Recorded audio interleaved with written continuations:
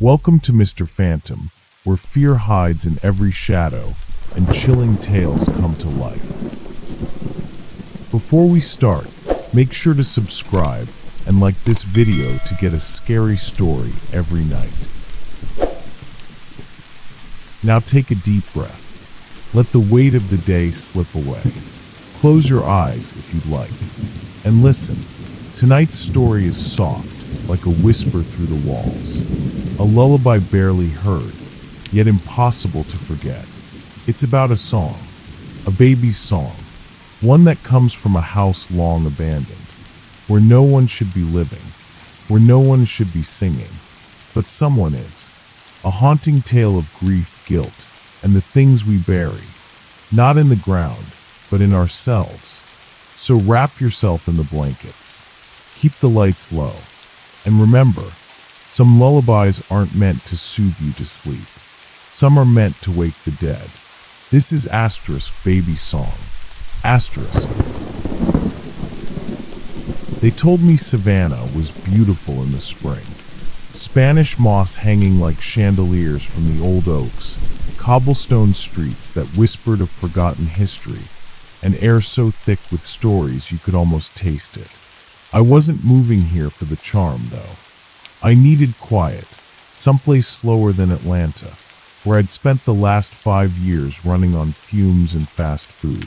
Savannah, with all its sleepy, haunted allure, felt like a good place to vanish into myself for a while. The house I bought was old, 1870s, brick, slightly lopsided, with a wraparound porch that creaked even under the weight of air.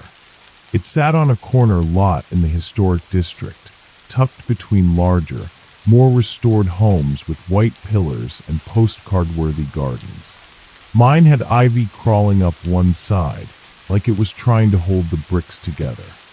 The realtor called it a charming fixer-upper. I called it livable barely, but it was cheap, and I liked that it had character.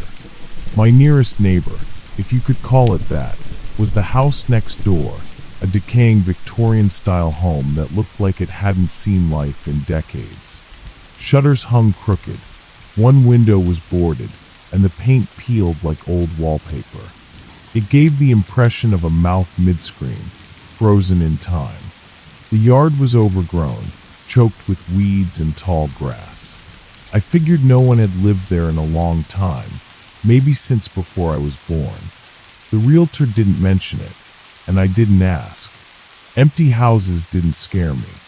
The first few days went by uneventfully. I unpacked, set up furniture, explored the neighborhood. Everyone was friendly in that southern way, polite but distant. People waved, but no one really stopped to talk much, except for a woman named Geraldine who lived 2 houses down. 70s maybe, always wore the same wide-brimmed straw hat, and smoked like her lungs were already gone. She brought me a lemon pie on my second evening and lingered by my gate as she handed it off. "You be careful in that house, sugar," she said, squinting toward my porch. Her voice was rough, like gravel under a tire. "Why?" "Termites," I joked, trying to keep things light. She didn't laugh. Her eyes shifted to the house next door. "That one there been empty long as I can remember," she said. "Ain't never stayed sold. Folks come and go. Usually go. Why's that?" She took a long drag of her cigarette. "Sometimes a place just remembers too much. Know what I mean?" I didn't, but I nodded anyway. That night, I couldn't sleep. Not because of what she said, honestly, I brushed it off, but because of the silence. You'd think silence would be peaceful, but this kind was different. It was too quiet. No cars, no crickets, not even wind. Just the house creaking and groaning like it was settling bones. The kind of silence that makes you feel like you're being listened to. I chalked it up to being in a new place, the unfamiliar noises of old wood and shifting temperatures. But even then, I noticed something odd. Whenever I walked by the window facing the house next door, I'd get this weird feeling, like someone was watching me from the upper window. the one with the broken shutter. I told myself it was just the vibe of the place. Old houses are weird, and Savannah had a rep for being haunted. I even laughed about it with a friend on the phone. If this were a horror movie, I'd be dead by the third act, I joked. She laughed, but said, "Just don't go poking around that creepy house next door." I promised I wouldn't, and I meant it. On the fifth day, I started noticing something else. Every afternoon, around 4:30 p.m., the air would shift. It would get cooler, like a draft even though my windows were closed. And always around the same time, I'd catch a faint sound. At first I thought it was wind through the trees, or maybe kids playing far away. But it wasn't.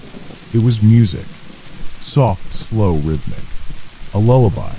One of those old nursery tunes, the kind that plays for music boxes or those wind-up toys from the 60s. It drifted from the direction of the house next door. Just a few notes, almost like a ghost humming to itself. Too soft to really place, too clear to ignore. I tried to rationalize it. Maybe a car parked nearby playing music. Maybe wind hitting something just right. Maybe a bird. You can talk yourself into anything if you're tired enough. But the next day, it happened again. Same time, same song. Except this time, when I leaned closer to the window, it stopped. Abruptly. Like it knew I was listening. And a second later, I heard it. A baby. Crying.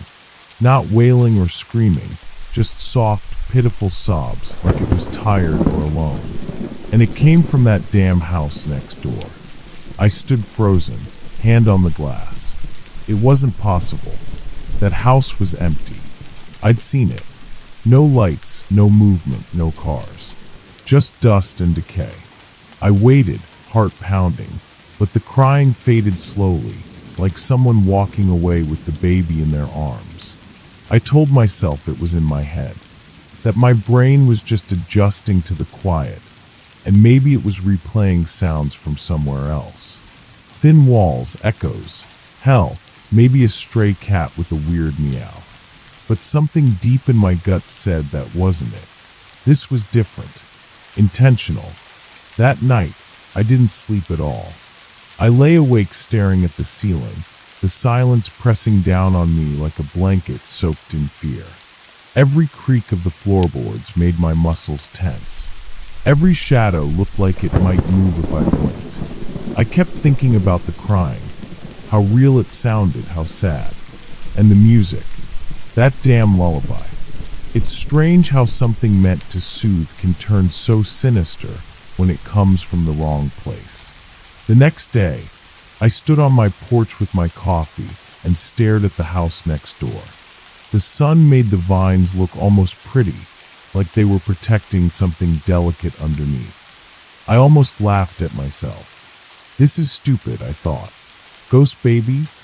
Haunted lullabies? I must be losing it. But I couldn't shake it. And something told me that if I kept ignoring it, the sounds would come back. Or worse, come closer. The next day, I decided I wasn't going to think about it. No weird lullabies. No phantom babies. No haunted houses. I filled my day with anything that could keep my mind from wandering. Errands, cleaning, even scrubbing grout with a toothbrush just to stay busy. And it worked for a while. The sun was high, the birds were loud, and everything felt too normal for ghosts. But around 4:20 p.m., I started checking the clock more than I wanted to admit. I told myself it was curiosity, not fear. I told myself I'd hear nothing, and that would be the end of it. But right on cue, like it was on some cursed schedule, the house next door stirred. At 4:31 exactly, I heard the first notes. Soft, slow, same as before. La la la la la. A lullaby, but not one I recognized. It didn't sound like something modern, more like something from another century. The kind of melody you'd hear on an old record spinning in a dusty attic. or leaking from a music box tucked inside a forgotten crib. I stepped closer to my window again, holding my breath like last time, almost afraid to move. The music was clearer now, unmistakably coming from that abandoned house. This time it wasn't just drifting in the wind, it had volume. It had presence. It was like someone had opened a music box right there on the other side of the fence. Then it stopped, just cut off mid-note. And immediately, the baby began to cry. It wasn't muffled or far away anymore. It was close, too close. The kind of cry that curls itself into your spine, sharp and desperate. Not loud enough to sound fake, not soft enough to ignore. A real baby, crying in short, broken sobs, like it had been left alone for too long. I stood there, completely still, my coffee growing cold in my hand. I waited for the sound to fade, for some sign that it was a neighbor or a radio or a trick of my tired brain. But the more I listened, the more I realized this wasn't just a sound. It was coming from somewhere specific. The back room on the second floor. The one with the broken shutter that always seemed just slightly ajar. The crying went on for nearly 5 minutes. Then it stopped, just like the lullaby. Clean cut. No winding down, no slow fade. I don't know how long I stood there after that. Maybe 10 minutes, maybe 30. Long enough that I didn't notice the sky beginning to turn amber with sunset.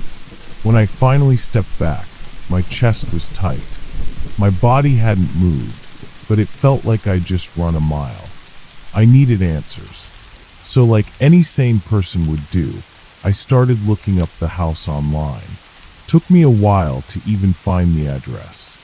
It wasn't listed for sale or rent. Nothing on Zillow, Realtor.com, or any of the usual places.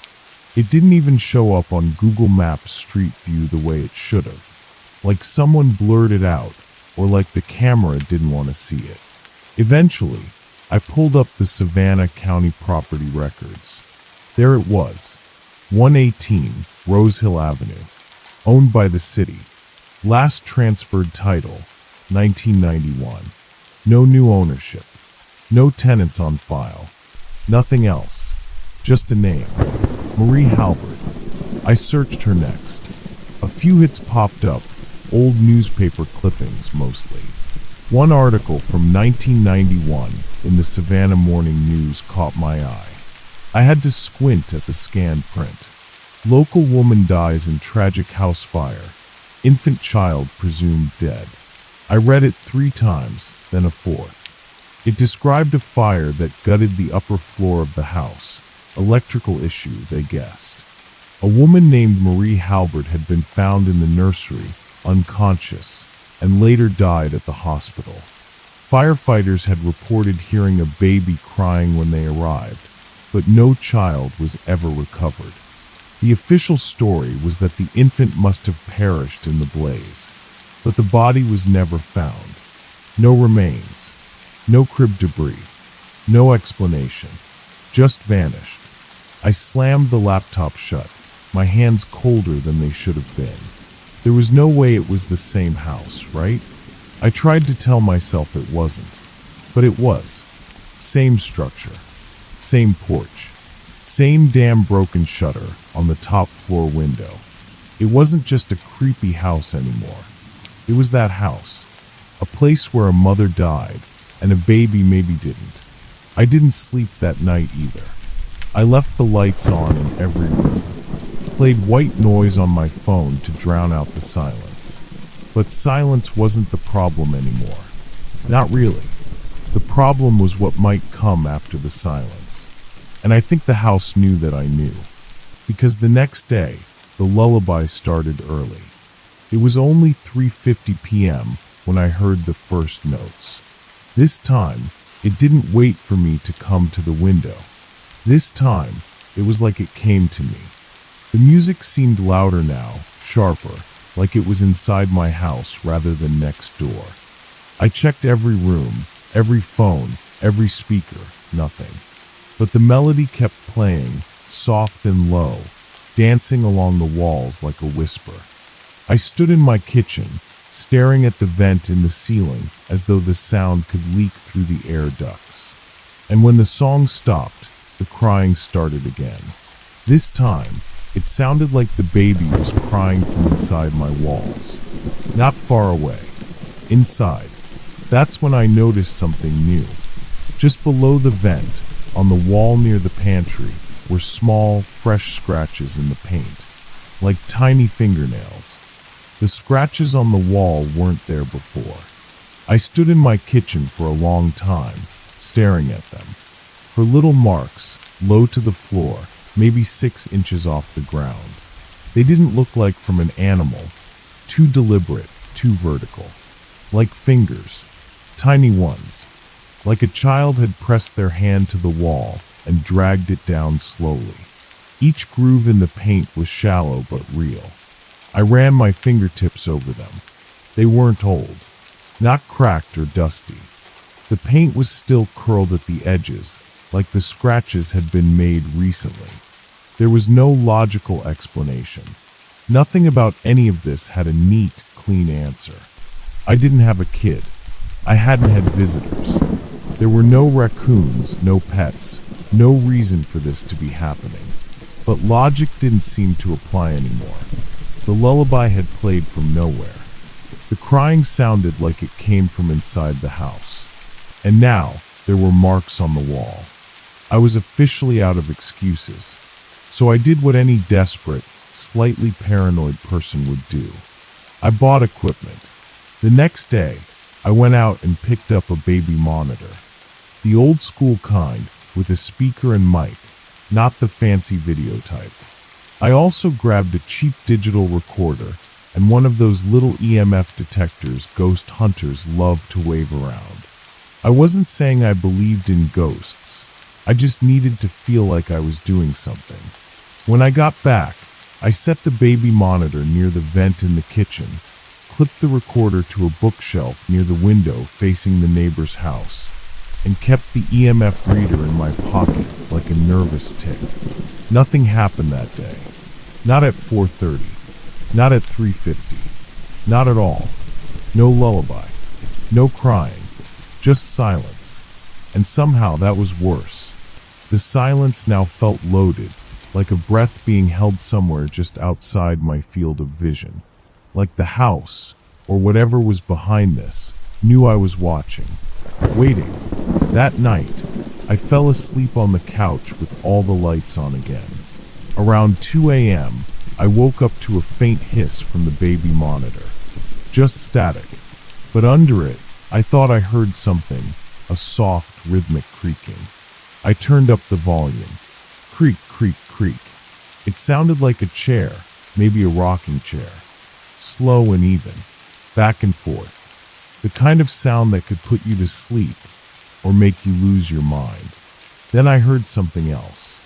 A hum. Low. Female.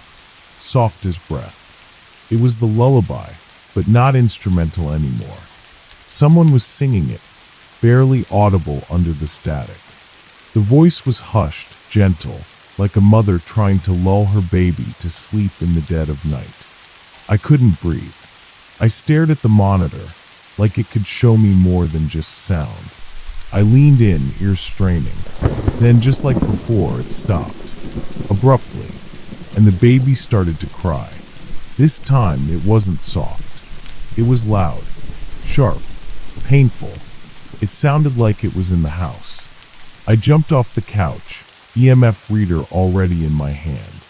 The little green light stayed steady for a second, then flickered yellow, then red. I turned slowly, heart hammering, scanning the room. The crying got louder. I followed it, moving into the hallway. Then the stairs. Every step creaked like it was warning me to turn back. The crying was coming from upstairs. The hallway light flickered once, twice, then went out entirely. I pulled out my phone and used the flashlight, the narrow beam cutting through the thick darkness. My bedroom door was open, even though I could have sworn I closed it earlier. The EMF reader buzzed again. red, then green, then red again. I stepped inside. The crying stopped. Dead silence. Then, from behind me, tap, tap, tap. I turned. It was coming from inside the hall closet. 3 taps. Small, like knuckles against wood. I didn't move for a full minute. Every nerve in my body was screaming. I should have left. I should have walked away, gone outside, called someone, anyone. But instead, I reached for the closet doorknob. It was cold. Too cold. Like metal in winter, even though the AC wasn't even on. I opened the door slowly. Nothing. Just coats, a few boxes, and the vacuum. No baby. No woman. No chair. But something smelled wrong. It was faint at first. Sweet. Rotten. The scent of something left out too long, like spoiled milk and old flowers. I stepped back, gagging. Then I noticed something behind the coats. A small wooden rocking horse. I hadn't seen it before. Had no idea where it came from. It was old, chipped paint, one of the handles missing. The wood was dark with age, or something worse. And it was rocking, gently, on its own, back and forth. I slammed the door shut. That was the first time I seriously thought about leaving the house. Not just for the night, but for good. Sell it, burn it, I didn't care. But something kept me rooted there. A mix of fear, fascination, and a sense that if I left, whatever this was wouldn't stay behind. That was my mistake. Because when I checked the baby monitor again, it was whispering my name. The baby monitor kept whispering my name. Not once. Not just in passing. It repeated it, soft and dragging, like someone trying to remember how to speak. Laisa. Lisa. Laisa. I yanked the plug out of the wall. The sound cut off instantly, leaving a silence that rang in my ears. My name had never sounded so wrong, like it didn't belong to me anymore. I left the monitor unplugged after that, stuck it in a drawer under a pile of dish towels, and tried not to look at it. But something had changed. The house wasn't just showing me things now. It was reaching into me, calling me, like I'd been pulled too close to the edge, and now gravity was working against me. That night, I stood at my window again, staring at the empty house next door. But it didn't feel empty anymore. The window with the broken shutter was open now. I swear it had been closed earlier. The curtain behind it moved slowly, even though there was no wind. It was like something, or someone, had just stepped away. I didn't sleep. By morning, I'd made a decision. A terrible, irreversible decision that felt, at the time, like the only option I had left. I was going inside that house. It was stupid. I knew it. But whatever was happening wasn't going to stop on its own. I could feel it pressing in, inch by inch, like the walls were shrinking around me. And part of me needed to know if I was losing my mind, or if something worse was true. So I packed a flashlight, a small knife. Don't ask me what I thought that would do. And an old pocket crucifix my grandmother gave me when I was a kid. I wasn't religious, but I was scared. That felt close enough. I crossed the yard just after noon. Broad daylight. Sunny. Birds chirping. The world looked too normal for the nightmare I was stepping into. The fence between our houses was rotting and low. I stepped over it easily. The grass in the yard was knee-high, full of thorns and buzzing flies. Up close, the house looked even worse than I imagined. Shingles curled up like dead leaves, wood warped and soft. The porch groaned under my weight, loud enough to make my breath catch. The front door wasn't locked. It swung inward when I touched it, with a sound like a sigh. The air inside hit me like a wave. Thick, warm, sweet with rot. I covered my mouth and stepped in. The first thing I noticed was how quiet it was. Not just regular quiet, dead quiet. No creaking, no settling, no sound from outside. It was like stepping into a vacuum. The floor beneath me was soft in places, sagging slightly. I moved carefully, flashlight scanning the entry hall. Peeling wallpaper. A shattered picture frame on the floor. Dust so thick it looked like snow. But there were signs of life, fresh life. A candle on the floor. An empty baby bottle. Small footprints in the dust. Bare feet. Small. I followed them down the hall, heart pounding like a war drum. They led me into a room that must have once been a nursery. There was still a crib in the corner, tilted sideways. One of its legs had snapped, and it leaned against the wall at an unnatural angle. The mattress was missing, and inside was a pile of what looked like singed baby clothes. On the wall, in what I swear looked like charcoal or ash, someone had scrawled lyrics. "Sleep, little one, don't make a sound. Mama is near, she's all around." The rest was smeared. Burned maybe. I heard something above me. A shuffle. Movement. I turned and crept toward the staircase, every fiber of my being screaming at me to stop. But I climbed. The second floor was worse. The hallway was choked in shadows, even though sunlight should have been coming through the windows. Every step felt heavier, like the air itself didn't want me there. I passed a door on the right, bathroom, mold everywhere. Another door, closet, nothing but old hangers. Then I reached the end of the hallway. The last door on the left. The nursery. I didn't have to open it. It was already cracked. From inside I heard it. The lullaby. No instrument. Just a woman's voice, humming, soft and broken like she was trying to remember how the song went. Then a baby's coo. Not crying, just cooing. I pushed the door open. The room was scorched. Walls blackened. Floor brittle and ashy. The ceiling had partially collapsed, exposing beams like ribs. But in the center of the room, untouched by fire, was a rocking chair. And it was rocking. Slow. Gentle. Empty. The humming stopped the moment I stepped in. Silence again. Until, "Why'd you take my baby?" The voice came from behind me. Sharp. Accusing. I spun around. No one there. "You're not supposed to be here." Same voice. Closer now. Whispering right next to my ear. I turned again, nothing. But something brushed past me. Cold. Fast. The chair stopped rocking. Then, from inside the crib, something moved.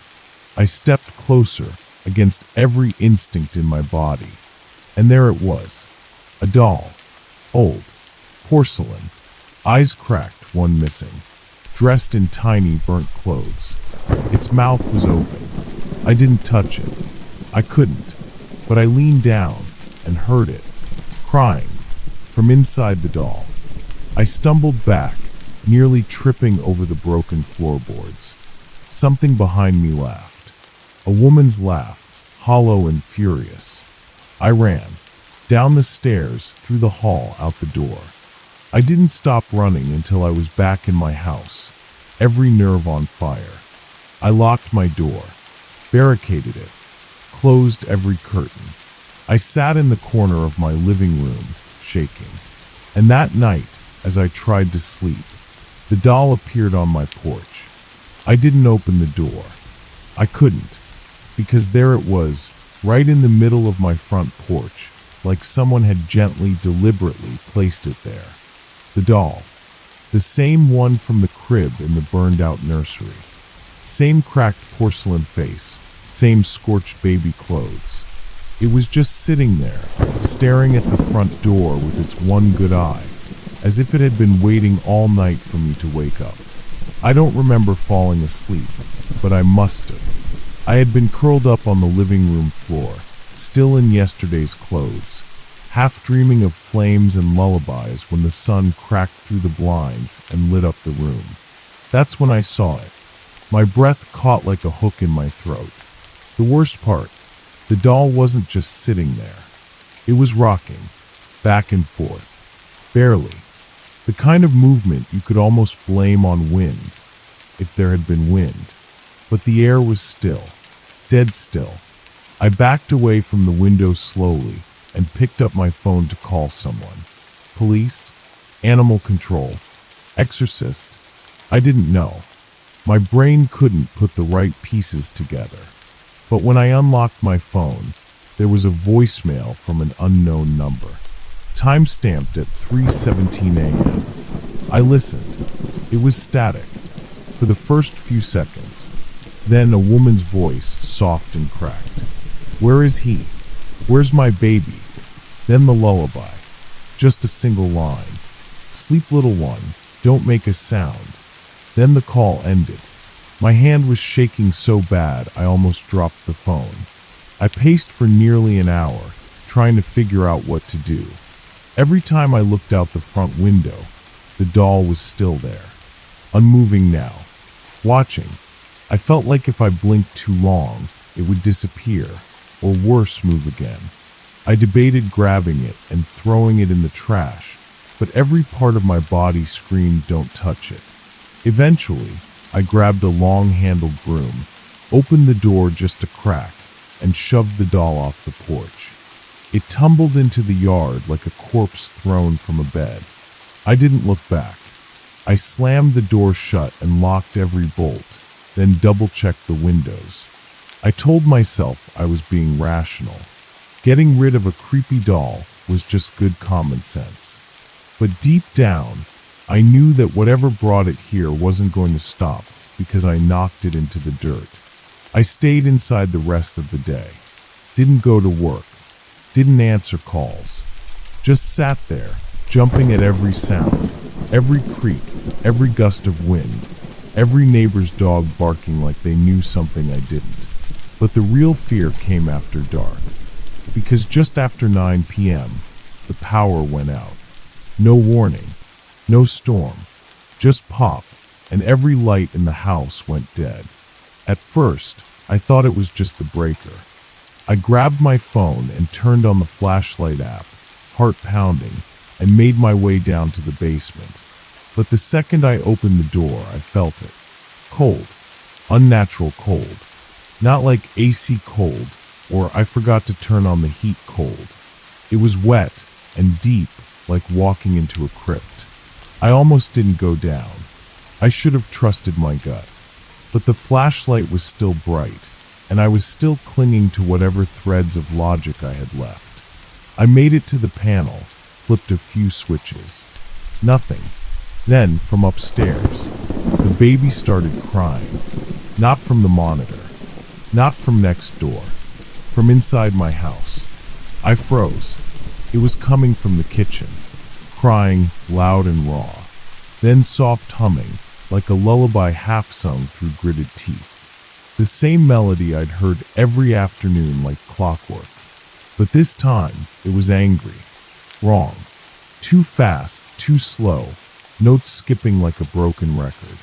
I backed up toward the basement stairs, heart in my throat, when my flashlight started to flicker. Then it died. Pitch black. I bolted up the stairs, tripping, nearly falling. My phone hit the wall, bounced down a few steps, and the screen cracked. I didn't stop to grab it. I just kept moving into the hallway, slamming the door behind me. The crying stopped. So did the humming. For a second, there was nothing but silence. Then I heard the chair, rocking, back and forth. Creak, creak. Not upstairs. Not next door. Not in the basement. In my living room. I grabbed the knife from the kitchen. I didn't care if it helped. I needed something in my hand. Anything. I crept forward. The house felt smaller. Wrong. Like the walls had warped while I was in the basement. The living room was dark, except for the faint light of the moon through the window. And there, in the center of the room, was the rocking chair. The one from the neighbor's nursery. I hadn't brought it here. I swear on my life. But there it was, rocking gently. Empty. Then the light shifted. There was something behind the chair. A shadow. Small. Crawling. The doll. It dragged itself forward, one hand at a time, its limbs jerking like a puppet without strings. I screamed. It stopped moving, and then it spoke. The voice wasn't a baby's. It was the woman's voice again, but guttural now, deep and ragged like smoke was filling her lungs. You have to give him back. I didn't know what she meant. I didn't have a baby. I never had. You took him. No. I yelled. I didn't take anything. Silence. Then the doll's head slowly tilted. Then why can he hear you? And from the other room, the baby cried again. This time, it sounded like it was in the walls. I didn't sleep. Not that night. Not the night after. After the doll whispered to me, that voice rasping from inside its porcelain throat, everything changed. The walls of my house felt thinner, like they were made of paper, and something behind them had started to stir. The crying hadn't stopped. It didn't come every night, but when it did, it wasn't just faint background noise anymore. It moved, like it was crawling through the drywall, sliding along pipes, scratching at the baseboards with tiny nails. Sometimes the sound would start in the ceiling, then end right behind my bedroom wall, just inches from my head. I started sleeping on the couch again, if you could call it sleep. Mostly, I sat upright with a kitchen knife on my lap and a flashlight pointed at the front door. But the baby wasn't the only one who cried anymore. Sometimes I heard the woman. Her voice came in short bursts, weeping, moaning, sometimes humming. One time, she said something clear as day, from just behind the bathroom mirror. He was supposed to be safe with you. I smashed the mirror that night. Then I took the hammer and started knocking on the walls. No reason really, just trying to prove something, that I was sane, that there was nothing back there. But on the fourth wall, in the spare bedroom I never used, the hammer didn't hit drywall. It hit wood, hollow.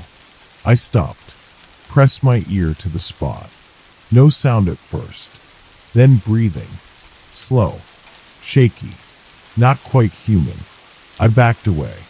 That was the moment I knew I couldn't stay silent anymore. Not to myself, not to anyone. So I went to the public library the next morning. I figured if the house next door was the source of all this, maybe the local archives had something. Old newspapers, building permits, death records. I wasn't even sure what I was looking for, just hoping something would leap out at me. And something did. It took a few hours of digging through dusty boxes and microfilm reels, but eventually, I found an article from 1994. Tragedy on Oakwood Street. Infant dies in accidental house fire. My throat tightened as I read it. The house was the same, next door to mine. The mother's name was Margaret Dale. A widow. Lived alone with her infant son, Nathaniel. No known issues. Quiet neighbor. But one night, a fire broke out in the nursery. Faulty wiring, they said. The firefighters found the baby crib completely engulfed. The mother survived. The child didn't. Or at least, that was the official story.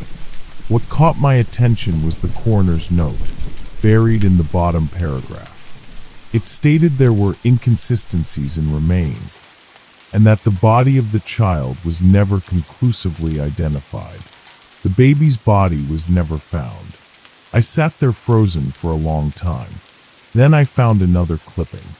From 3 years later, Margaret Dale found dead in abandoned home, presumed suicide. Same house, same nursery. She had apparently returned after years of being missing, taken sleeping pills, and set herself in the rocking chair. Yes, the chair. She was found days later.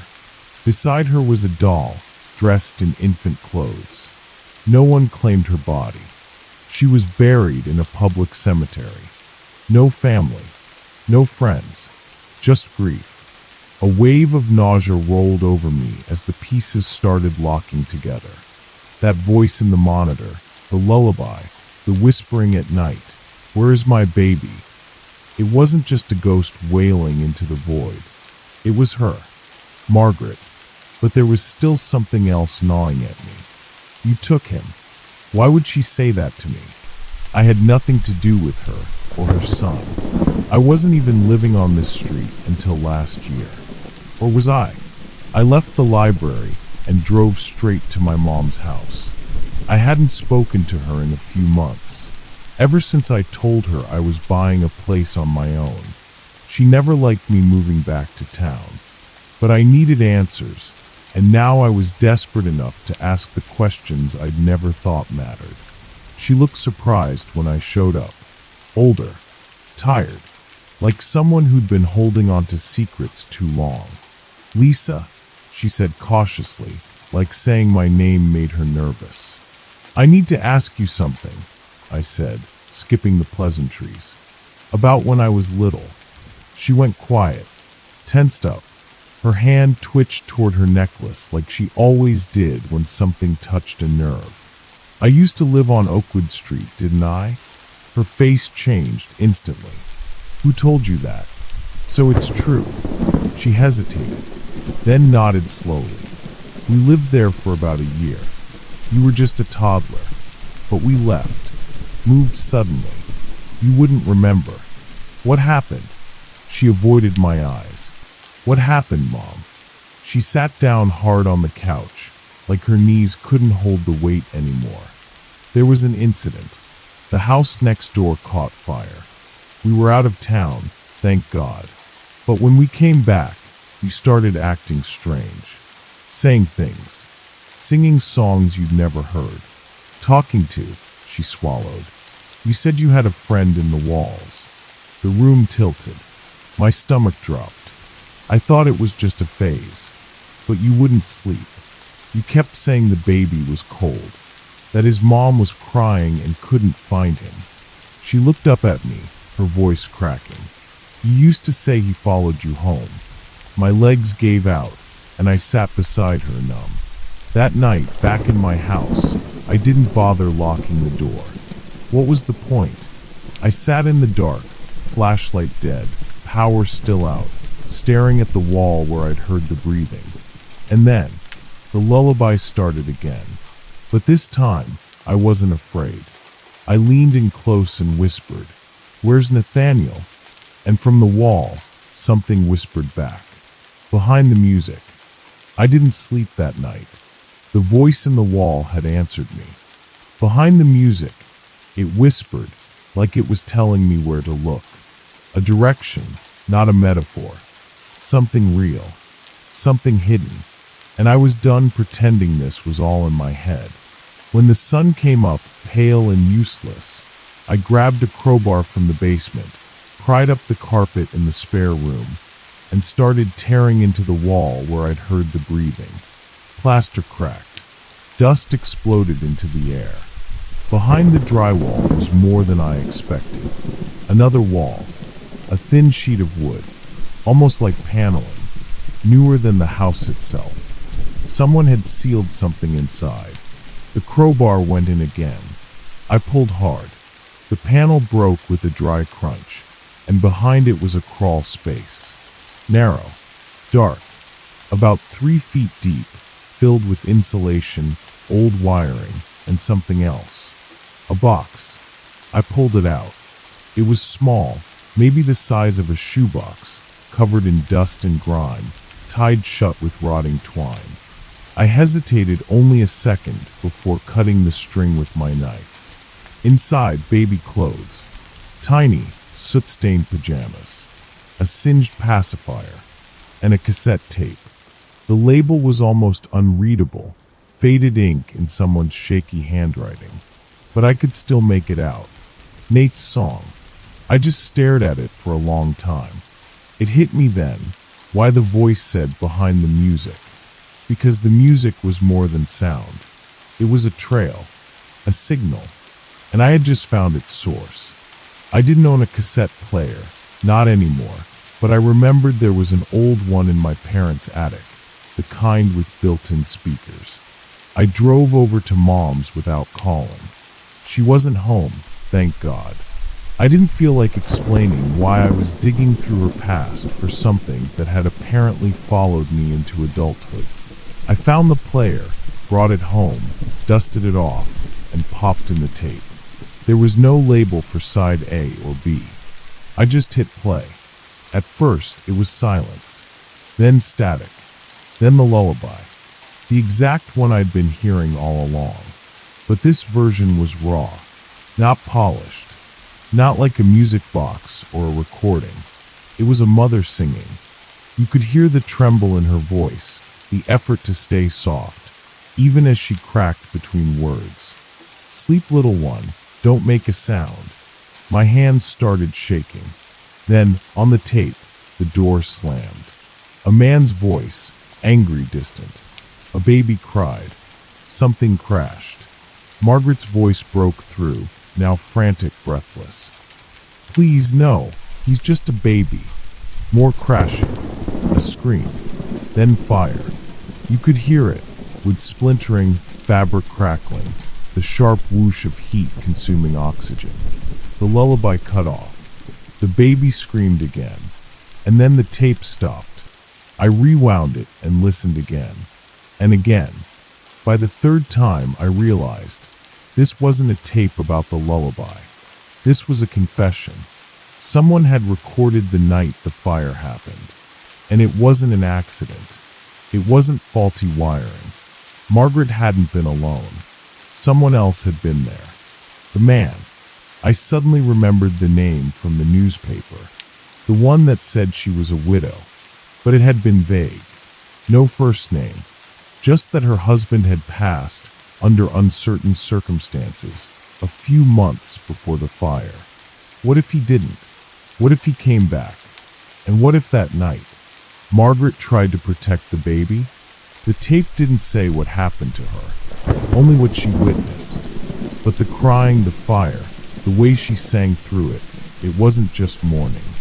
It was guilt, pain, a mother torn apart by something worse than death. I fast-forwarded the tape to the very end, and there, in the final 5 seconds, something new. A whisper, almost inaudible.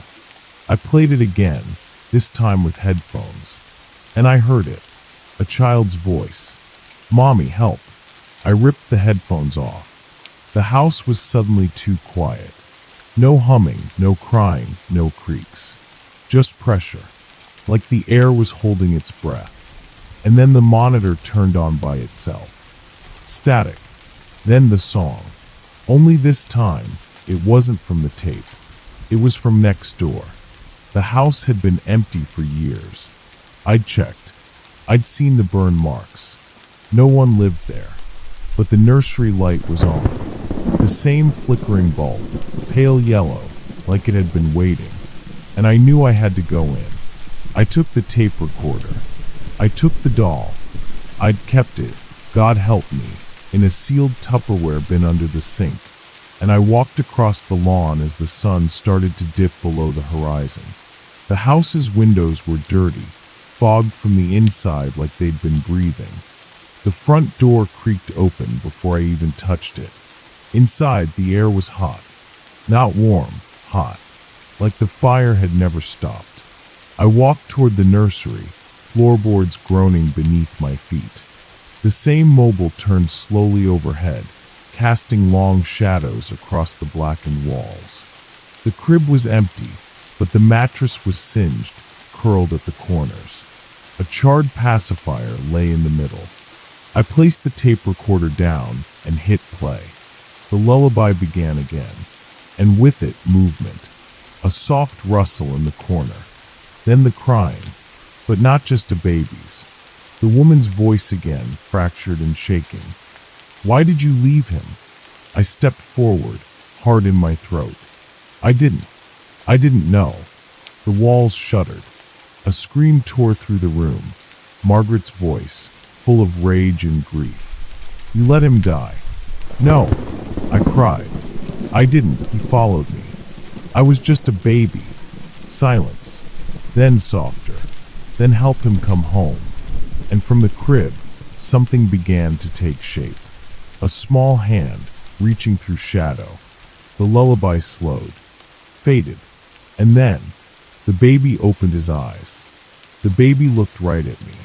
His eyes weren't like a newborn's. They weren't unfocused or innocent. They were deep old, as if they'd seen more fire than light. They stared into me, through me, like he recognized me in a way I couldn't recognize myself. And I couldn't look away. His small hand remained outstretched above the crib, fingers twitching like he wanted to grab something, or maybe someone. The room smelled like smoke and burned wood, and something older, something sweet but rotting.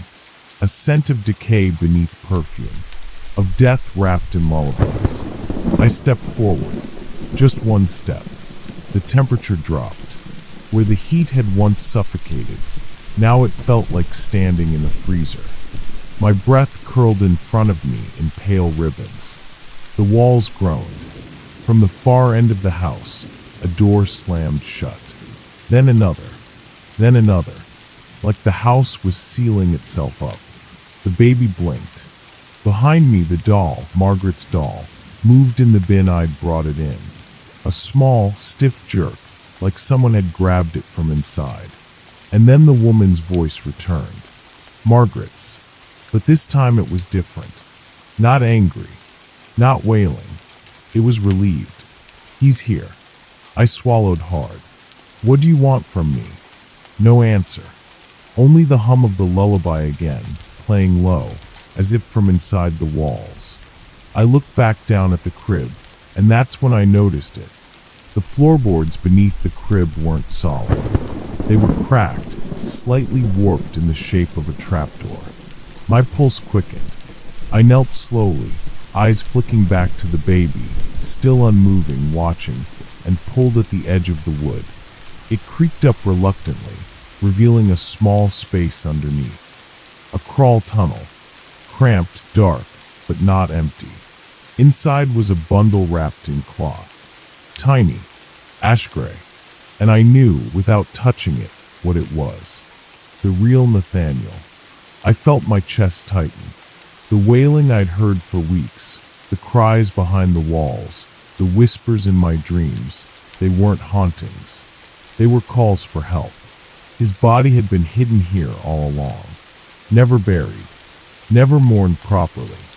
Just trapped in a pocket of grief and burned memories.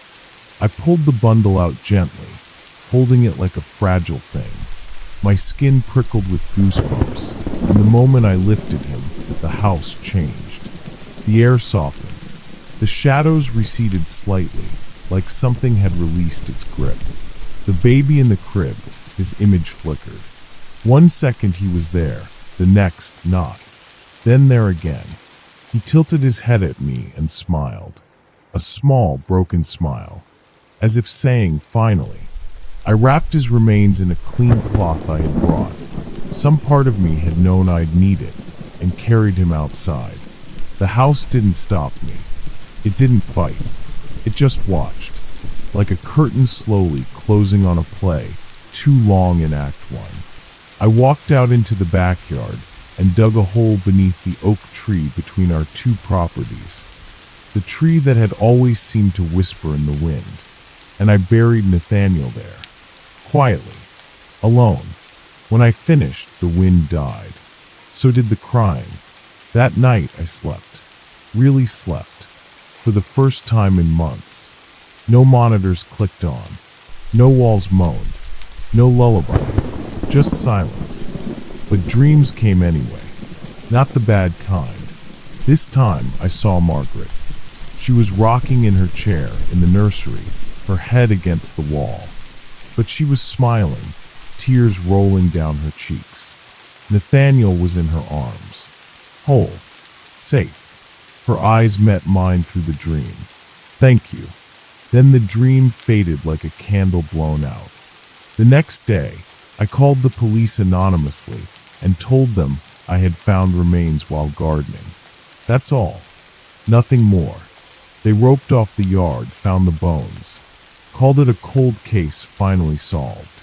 Everyone assumed the baby had been buried there after the fire. A final tragic twist. No one asked questions. No one suspected me, because there was nothing left to explain, or so I thought, until a week later. I got a call from a block number, a man's voice on the line. "Lisa," he said. My blood turned to ice. "Who is this?" "You don't remember me," he said, "but I remember you. We lived on Oakwood together." My hand gripped the phone tighter. "What are you talking about?" "I used to play with you in the yard," he said, his voice a little distant, like he was pacing. "You had that stuffed bear with the one eye. You called it Pickle." I stopped breathing. "I always thought your mom was so nice," he continued. "But your dad, he was weird." My heart dropped. "My dad? Yeah, big guy, always watching. Said strange things. Remember the fire? Silence on both ends." "I saw it," the man said. "He went into Margaret's house that night." My throat closed. He never came back out.